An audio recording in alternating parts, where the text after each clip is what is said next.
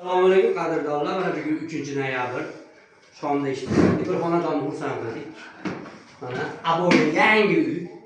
Kerakli yerga ketib, ko'ring inshaalloh. Nari videoda olib chiqib mana bu tomon tepa turadi. Pastda o'zini mana beka turib kesib oldik. İnşallah. Xizmat bo'lsa inshaalloh. Mashinada qo'yib qo'yamiz. Assalomu alaykum.